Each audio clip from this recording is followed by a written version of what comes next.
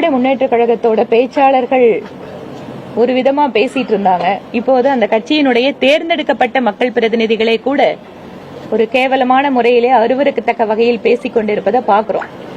இன்று பல்வேறு அமைப்புகள், குறிப்பாக பெண்கள் அமைப்புகள், அவர்கள் எல்லாம் இதற்காக கடுமையான கண்டனத்தை தெரிவிக்கிறார்கள். மாநிலத்தினுடைய முதலமைச்சரே அந்த பேச்சை சகிக்க முடியாமல் அவரை கட்சி பொறுப்பிலிருந்து எடுத்திருக்கிறார். இது ரியாக்ஷன் அப்படிங்கறத இன்னைக்கு திமுக பாக்குறாங்க. ஒரு காலத்துல அதிலும் குறிப்பாக ஒரு குறிப்பிட்ட மதத்தை அவதூறு செய்வது, குறிப்பிட்ட சமூகத்தை கேவலமாக அவர்கள் பேசுவது என்று இருப்பது எல்லாம் இப்போது மக்களோட ரியாக்ஷனை பார்த்துட்டு அவங்க அதற்கு நடவடிக்கை எடுக்கக்கூடிய அளவுக்கு மாறுதல் அங்க நடந்துட்டு இருக்கு. ஆனாலும் கூட தொடர்ச்சியாக அவங்களோட அந்த வரலாறு அப்படி. அதனால் அந்தந்த நேரத்தில் எங்களுடைய எதிர்ப்பை, கண்டனத்தை இதையெல்லாம் பதிவு செஞ்சிட்டு இருக்கோம்.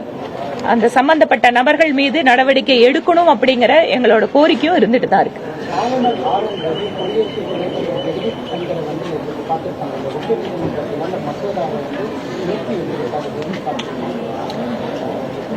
உச்சநீதிமன்றத்தை அணுகுவதற்கு மாநில அரசுக்கு உரிமை இருக்கிறது போலவே மாநிலத்தினுடைய ஆளுநருக்கு இருக்கு.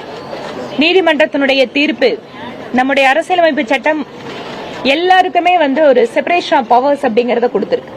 எக்ஸிகியூட்டிவா இருந்தாலும், லெஜிஸ்லேட்டிவா இருந்தாலும், ஜுடிஷியரியா இருந்தாலும் அவர்களுக்கென்று இருக்கின்ற அதிகார வரம்பிற்குள்ளாக அரசியலமைப்பு சட்டத்தை பாதுகாக்கணும். சில நேரங்களில் நீதித்துறையோ அல்லது சில நேரங்களில் அதிகாரத்தில் இருக்கக்கூடிய நிர்வாக தரப்போ தங்களுடைய அதிகாரத்தை ஓவர் ரீச் பண்றாங்கன்னு சொல்லுவாங்க.